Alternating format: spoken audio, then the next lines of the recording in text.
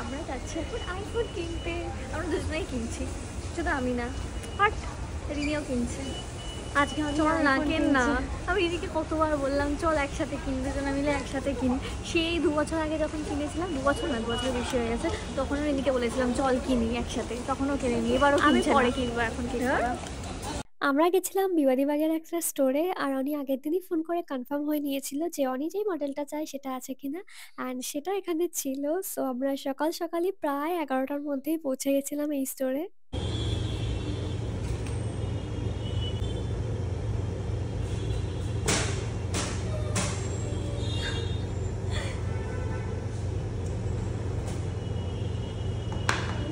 My new iPhone.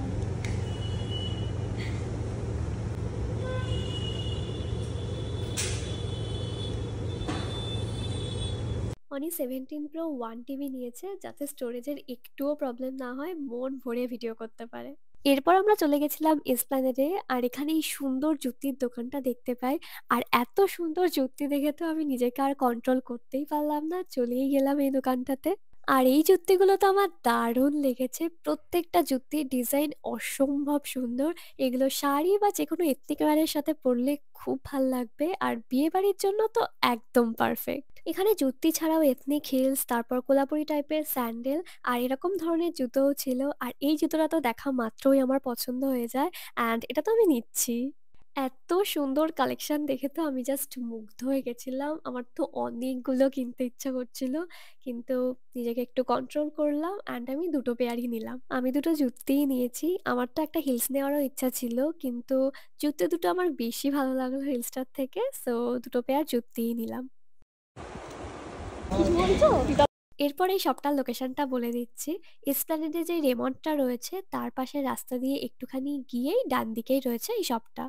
এরপর আমরা lunch করতে গেছিলাম হোটেল সিদ্ধেশ্বরী আশ্রমে। এটা একদম পাশেই ছিল, আর এখানে কিন্তু আমরা ফার্স্ট টাইমই আসলাম।